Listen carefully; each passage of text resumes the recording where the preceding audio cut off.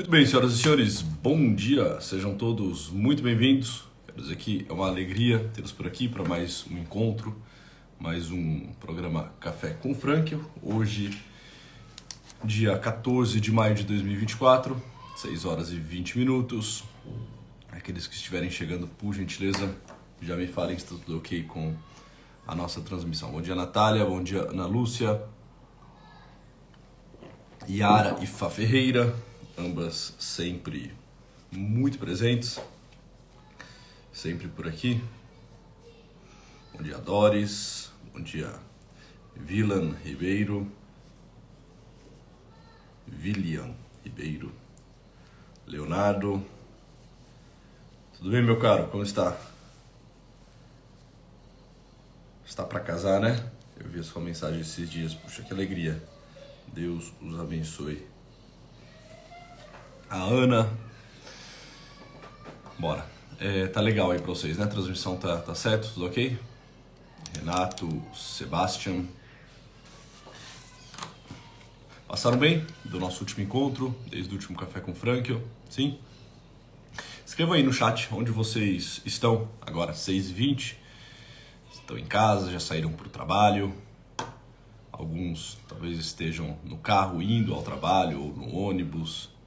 Enfim, alguns estão na academia. Eu sei que tem uma turma aí que assiste o Café com Franklin já fazendo uma caminhada matinal ou, né, alguma atividade física. A Ferreira está terminando o café, em busca pela verdade, está em casa, organizando para o trabalho. A Isabela. Boa, Isa. A Dani tá almoçando. Interessante. Legal, Dani. Outro continente, né? Outro fuso, a Dani já tá almoçando. O que é? 12h20 aí, Dani?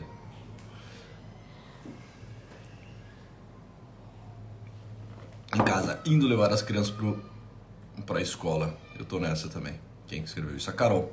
Tá, legal. A Doris já vai começar a atender. Bons atendimentos. 1h23 aí, né, Dani? Legal. Bom, senhoras e senhores, então vamos caminhar, que todos têm afazeres, né? Alguns estão no meio do dia, alguns poucos, como a Dani. A grande maioria está no comecinho do dia, começo da manhã. E todos temos muito pela frente, né? Desde já quero desejar uma boa terça para vocês. Bom, tem um texto de Viktor Frankl. Esse texto eu estou tirando do livro Logoterapia e Análise Existencial, textos de 6 décadas. Esse aqui, ó, da editora Gen. Tá bem? Em qual Viktor Frankl está falando, uma vez mais, sobre o sofrimento humano, sobre a ideia do Homo Patiens, né? Contrapondo ou ao menos dando, né, um complemento à ideia do Homo Patiens, tendo em vista também a ideia do Homo Sapiens, do Homo Faber, enfim, mas não é para aí que nós vamos hoje, né? Para essa definição, para essa correlação que ele faz. Mas tem algo muito interessante aqui nesse texto que eu vou trazer para vocês. O texto tem início na página, para quem depois quiser acompanhar, 143 e seguintes. Tem algo muito interessante que o Viktor Frankl vai falar sobre como nós devemos encarar, né, a questão do sofrimento nas nossas vidas, do sofrimento inevitável. Esse é um tema já trabalhado aqui no Café com Frankl, mas aqui ele traz com outras notas, ele traz com uma explicação muito interessante, que eu acho que inclusive vem bem ao encontro daquilo que de algum modo nós podemos viver nesses próximos dias, né? Fato que todos nós, de modo direto ou indireto, estamos imersos num sofrimento, nesse momento, num sofrimento inevitável. Todos nós estamos, ou ao menos deveríamos estar, sofrendo junto com os nossos irmãos do Rio Grande do Sul, assistindo aquela situação calamitosa, né? Aquela tragédia sem precedentes que se passa no Rio Grande do Sul. Isso coloca-nos diante, né, de algumas reflexões inevitáveis sobre o sofrimento humano, né, e como, de algum modo, encarar isso tudo, como que viver né? Como que podemos, melhor dizendo, viver isso tudo. Bom, Viktor Frankl, ele vai falar sobre algumas atitudes que podemos adotar frente ao sofrimento. Ele começa dizendo sobre a diferença entre o escapista e o masoquista. Tá? Então, surge a noção do sofrimento, né? Surge, né, um sofrimento diante dos nossos olhos. Somos de algum modo convocados a passar por esse vale de lágrimas, e duas atitudes iniciais podem surgir: a do escapista e a do masoquista. O escapista, ele procura se desviar do sofrimento necessário. Ou seja, ele vive uma máxima de prazer e ele vai tentar evitar tanto quanto possível e vai tentar negar, colocando em xeque a sua própria sanidade mental, toda a realidade que está diante dos seus olhos, se porventura essa estiver apontando para algum desprazer. Esse é o escapista. Ele foge, ele corre. Qual criança mimada que de fato não consegue olhar, encarar, né, para essas realidades, não consegue medir e pesar a vida, não consegue entender que alguns sofrimentos inevitáveis e necessários existem e que precisam ser bem integrados, bem vividos, né? Que eu preciso ter uma resposta sensata, madura, adequada frente a esses sofrimentos. Então, o escapista, ele procura se desviar do sofrimento necessário. Ele vive uma máxima excessiva de prazer e vai evitar, correr, fugir como o diabo foge da cruz, fugir como uma criança mimada foge daquilo que de algum modo a frustra e causa desprazer, e vai correr veloz ao encontro do prazer. Ele vai tentar se entorpecer, vai criar mentiras, desculpas, vai criar uma realidade fantasiosa para não ter que passar por esse vale de lágrimas, né? É claro que as consequências disso tudo são terríveis para a vida, para a biografia, para o desenvolvimento dessa pessoa. Mas, pois bem, aqui é um primeiro caminho possível, o caminho do escapismo. O escapista, ele procura se desviar do sofrimento necessário. E existe uma segunda atitude que alguns adotam, que é a atitude do masoquista. Se existe o escapista, o contrário do escapista aqui seria algo como um masoquista. O masoquista, ele não vai procurar se desviar do sofrimento necessário. Ele vai fugir em direção ao sofrimento desnecessário.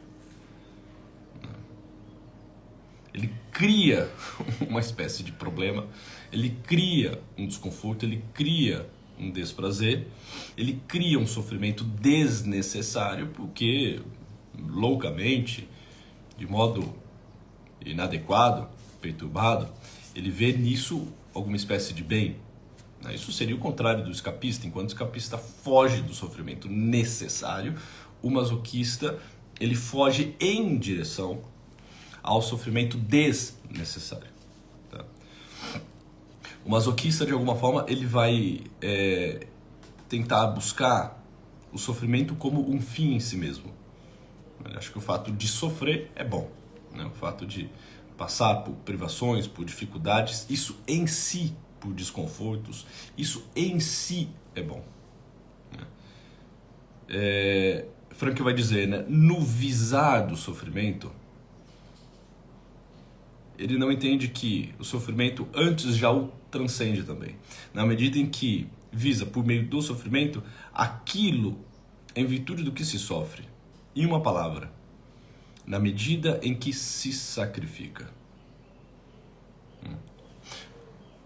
Bom, mas o que você não vai entender que,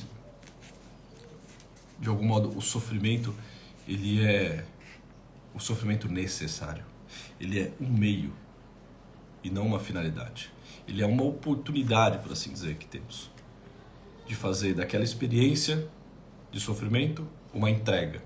E, portanto, aquilo torna-se sacrifício.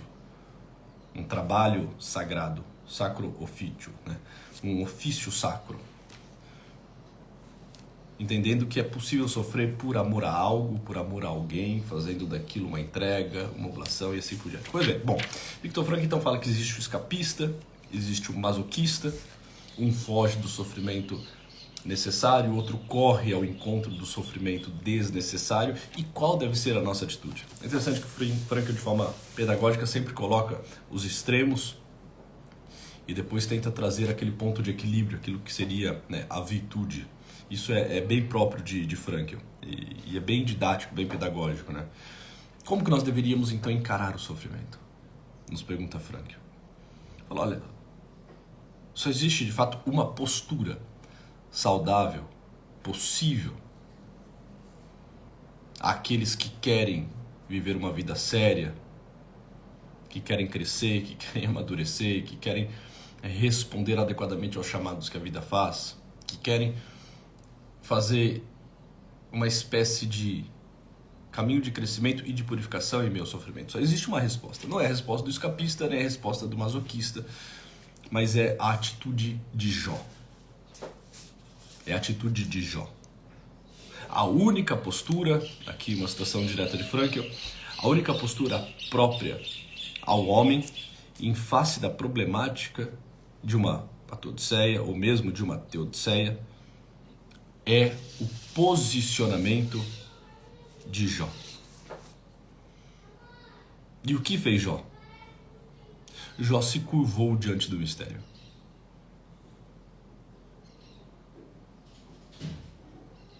Jó se curvou diante do mistério. Essa é a atitude que devemos ter diante do sofrimento. Sem tentar fugir do sofrimento necessário, sem tentar correr ao encontro do desnecessário, sem tentar encontrar grandes explicações, porque isso trata-se de um mistério. O sofrimento, no fim das contas, é um dos grandes mistérios da vida. Por que devemos sofrer? Por que do sofrimento? Frankl até vai dizer, olha, se a gente ficar tentando dar respostas, encontrar justificativas para tudo,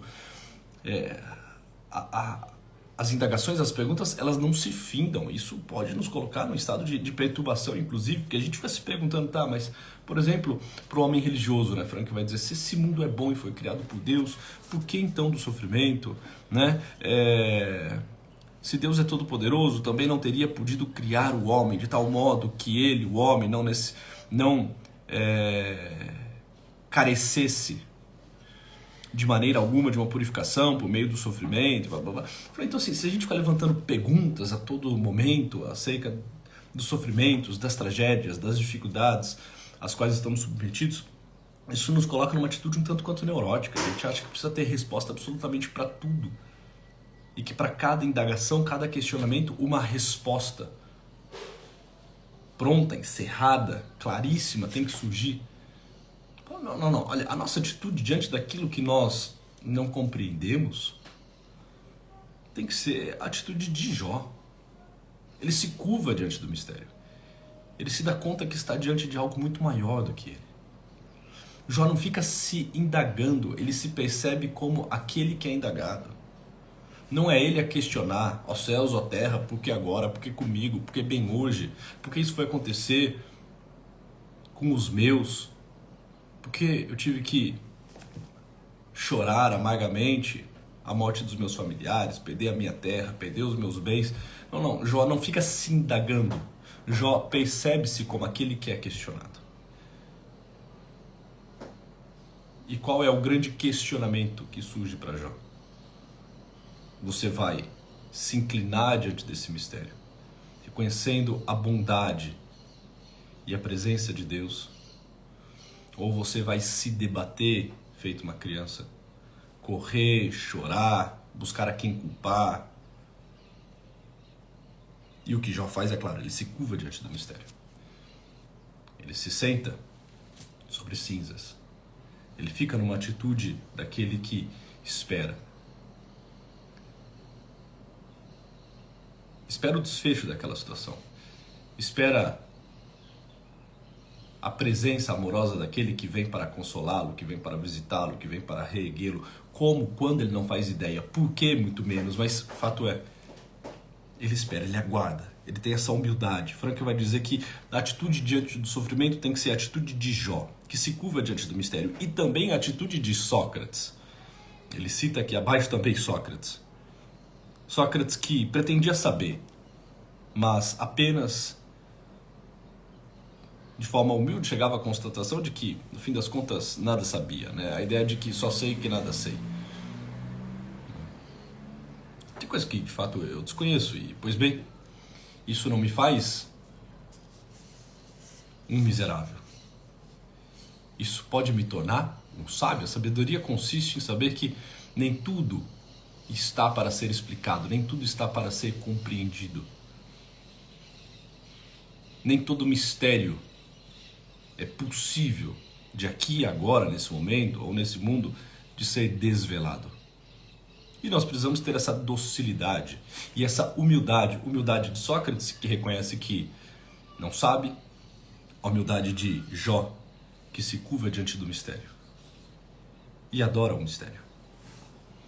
Frankl vai falar que lá para as tantas, ele continua, né, nesse texto discursando, escrevendo sobre essas questões. Ele fala que 2 soldados norte-americanos foram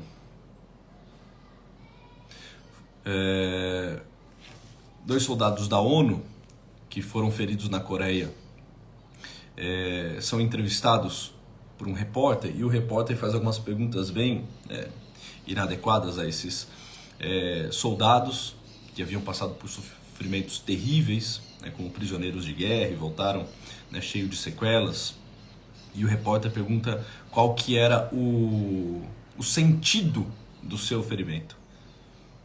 E ele vai falar que o primeiro, e é uma entrevista que Frankl assistiu, né, e ele está relatando essa entrevista, ele fala que o primeiro responde algo como: as pessoas perguntam coisas demais.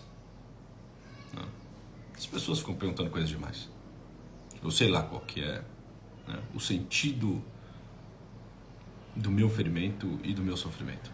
E o outro responde ao repórter: Deus tem sua ideia sobre o que Ele quer de nós. Deus tem sua ideia sobre o que Ele quer de nós. Frankl fala, é isso, essa é a atitude que nós devemos ter. Não se chateia, porque olha, é muita pergunta, nós não damos conta de responder isso tudo. Eu não sei em absoluto qual que é o sentido das minhas feridas. E o outro fala, olha, é Deus quem sabe. Ele tem uma ideia para tudo e para todos. O porquê eu desconheço. Mas eu entendo diante de quem eu sofro. Eu entendo que de alguma forma isso é muito mais do que, né, algo da ordem da trivialidade, né, do acaso. Isso é um querer divino, de um Deus que é bom. E aí Frankl, continuando aqui o texto, ele fala, olha, muitas vezes nós parecemos como que um cachorro.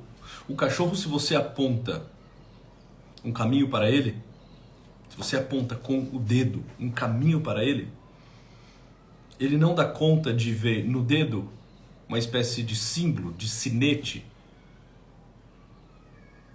que o coloca diante de uma possibilidade. Ele não vai olhar para a direção que está sendo apontada pelo dedo. O que ele vai fazer? Ele vai olhar para o dedo. Você aponta o dedo, ele olha para o dedo. E pode acontecer que, inclusive, ele morda o dedo daquele que apontou para o caminho. Porque ele não consegue ver nisso um convite, um símbolo. Ele fala, é isso que muitas vezes acontece conosco. A questão não é ficar olhando para a situação, para o sofrimento em si. É entender que aquilo é uma espécie de dedo que aponta para um caminho. Se ao invés de olhar para o caminho, eu fico olhando para o dedo, eu me perco. E pode ser que, irritado, frustrado com aquela situação que está diante de mim, eu ainda a morda, eu abocanho essa situação. Frankl continua dizendo, né? Não ocorre de o homem não compreender um aceno do destino que lhe sucede? De ele discutir com seu destino? ele também acaba por abocanhar o dedo. Quando eu não consigo ver que aquela situação é um aceno do destino, um aceno da vida. Como que dizendo, venha, continue, dê os teus passos, sofra com valentia, vive essa vida com dignidade. Isso não é uma situação que se encerra nela mesma. Isso é algo que aponta para um outro lugar. Essa ideia do transcendente, essa ideia de que as coisas não são aqui agora, que eu não estou submetido a uma realidade pura e simplesmente material. Que isso são meios para que eu consiga fazer uma experiência mais profunda, mais rica. E ainda que eu não consiga entender muitas vezes o sentido daquela situação, isso não faz com que aquela situação não tenha um sentido. Só faz que, no fim das contas, eu não consiga captar a totalidade acerca daquilo que eu vivo. Olha esse parágrafo. Portanto, as coisas não se dão de tal modo que nós, homens, teríamos de assumir sobre nós a ausência de sentido da existência, tal como recomenda, por exemplo, o existencialismo francês. Ao contrário, só precisamos, e aqui vem a atitude humilde de Sócrates, de Jó, que aqui são símbolos do que Frankl está dizendo, ao contrário, só precisamos enfrentar a indemonstrabilidade do sentido transcendente. Ou seja, não é que existe uma ausência, a questão é que eu não consigo demonstrar. É da ordem do inefável, do indizível.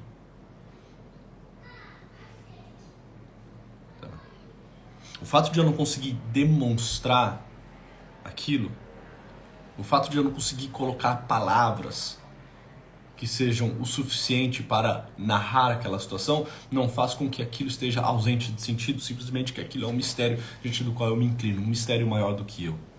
E mistério é aquilo que não se esgota, é uma das definições de mistério. Mistério é aquilo que não se esgota. É algo tão grande, tão rico de possibilidade, que eu não dou conta de colocar em palavras, de apresentar, de dizer, mas isso não faz com que o sentido esteja ausente, senão, por simplesmente que existe uma indemonstrabilidade do sentido. Portanto, não devemos nem correr loucamente como um masoquista em direção ao sofrimento, nem fugir dele como um escapista. Devemos nos colocar diante dele como quem se coloca diante de um mistério. De modo humilde, sereno. A serenidade que é própria dos humildes. De forma dócil. Como aquele que não se sente castigado e punido, mas como aquele que, por primeiro, se sente visitado. A gente fica tentando dar resposta para tudo, né? Você percebe? Acontece uma situação calamitosa, acontece uma tragédia, a gente fica tentando chamar os especialistas para explicar, né, os pormenores, entender, né, o que aconteceu a nível, a nível cósmico, a nível político, a nível geológico, a nível astronômico, a nível... A gente fica tentando entender, né? Entender. Olha, tem coisas que fogem, que extrapolam. Tudo bem, a gente pode tentar olhar para algumas realidades, aprender com os nossos erros, melhorar, mas em última instância, muitas coisas que se passam, muitas coisas que vivemos, é da ordem do mistério. E diante do mistério, eu me calo. Diante do mistério, eu me coloco de modo humilde. Eu aceito o destino mesmo que me pesa. E vivo aquilo como alguém que está sendo visitado. Como alguém que está sendo amado. Não como alguém que está sendo punido e castigado.